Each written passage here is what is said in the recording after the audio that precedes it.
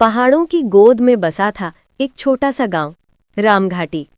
सुबह धुंध से भरी, सूरज की रोशनी जैसे पहाड़ों से धीरे धीरे उतरती है और पेड़ों के बीच झांकती है। रातें इतनी शांत कि अपना दिल धड़कता सुनाई दे। लेकिन इस शांत से गांव में एक कड़वा सच भी छिपा था।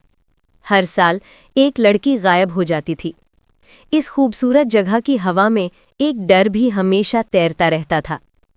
गांव वाले कहते थे, ऊपर पहाड़ पर एक पुराना कच्चा किला है जो बहुत सालों से बंद है। वहां एक चुड़ैल रहती है। वो हर साल एक नई मां ढूंढती है। साल 2024।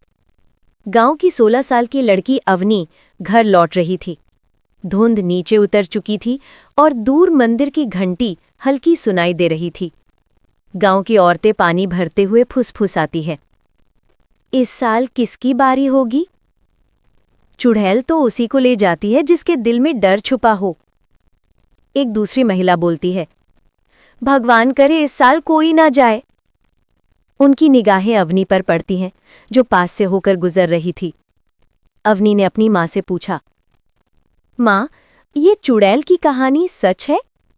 मां ने घबराकर कहा, हम उस बारे में बात नहीं करते, बस सूरज ढलने के बाद अकेले बाहर मत निकला कर। मां के चेहरे पर छिपा हुआ डर अवनी पहली बार साफ देखती है। अवनी को हमेशा लगता था कि मां उससे कुछ छुपा रही है। वो बार बार मां से पूछती, लेकिन हमेशा उसकी मां उसकी बात टाल देती या डांट कर भगा देती। अवनी रात को सोते समय सोचती कि आखिर कौन है ये चुड़ैल? गांव वाले किसके बारे में बात करते हैं? उसके अंदर बहुत सारे सवाल थे, लेकिन उन सवालों का कोई जवाब नहीं था। और ये सारी बातें सोचते सोचते अवनी सो जाती है।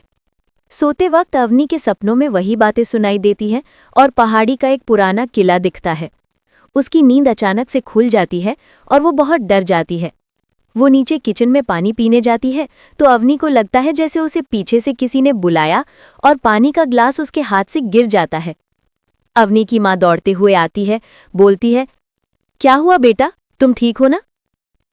अवनी बहुत घबराई हुई रहती है तो वो अपनी मां के साथ ही सो जाती है। अवनी और उसकी सहेली काजल पहाड़ों के रास्ते स्कूल जा रही थी। काजल हंसते हुए, पूरे गांव पर डर सवार है, एक दिन हम ऊपर किले तक जाएंगे, देख लेंगे चुड़ैल को। अवनी शांत रहती है। उसे चुड़ैल की कहानी कभी मजाक नहीं लगी। दोनों घर लौटते समय शॉर्टकट से जाती हैं और एक पुरानी पगडंडी पर पहुंचती हैं। एक पुराना लकड़ी का बोर्ड पड़ा है, इस रास्ते जाना मना है। अवनी रुक जाती है। काजल मुस्कुराती है, चल डरपोक, बस थोड़ा आगे चलेंगे। धुंध गहरी है, पेड़ों की टहनियां हवा में हिल रही हैं। अचानक धुंध के पीछे एक पुराना टूटा हुआ किला दिखता है। उसकी खिड़कियों में जली हुई लकड़ियों जैसे गहरे निशान। काजल, वाह, कुछ तो है यहां। किले के पास पहुंचते ही फुसफुसाहट गूंजती है, कौन है? काजल हंसती है, क्या बकवास। अचानक टहनी टूटने की आवाज आती है। दोनों मुड़ती है, कोई नहीं। फिर दूसरा वाक्य हवा में तैरता है, जिसके दिल में डर है वो मेरा है।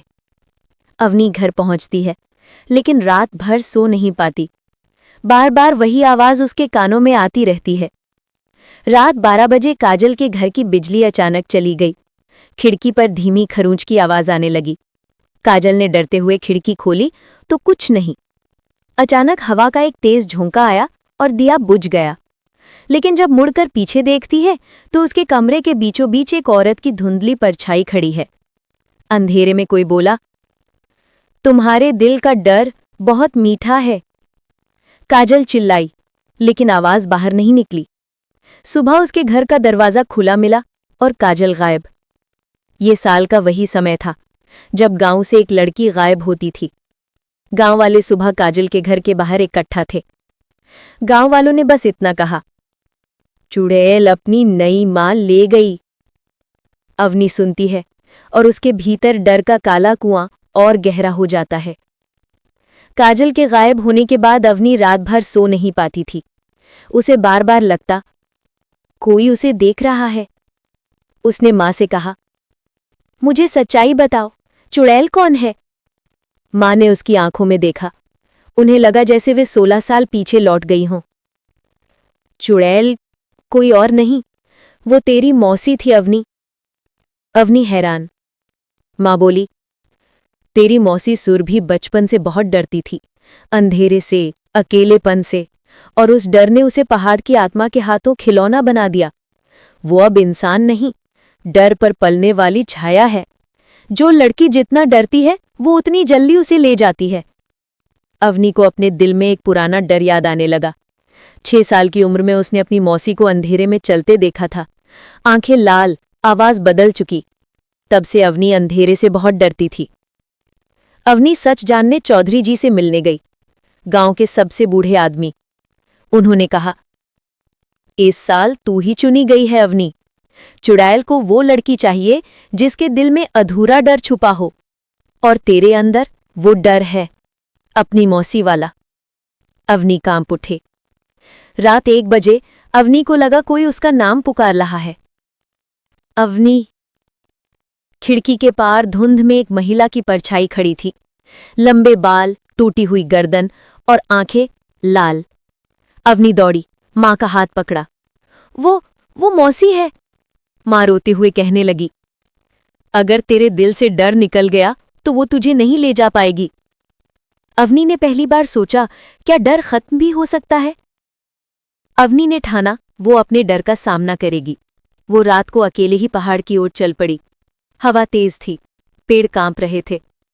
किले के पास पहुंचते ही धुंध गाढ़ी होने लगी और आवाजें गूंजने लगी। आ गई मेरी नई मां, तू मुझसे क्यों नहीं डरती है?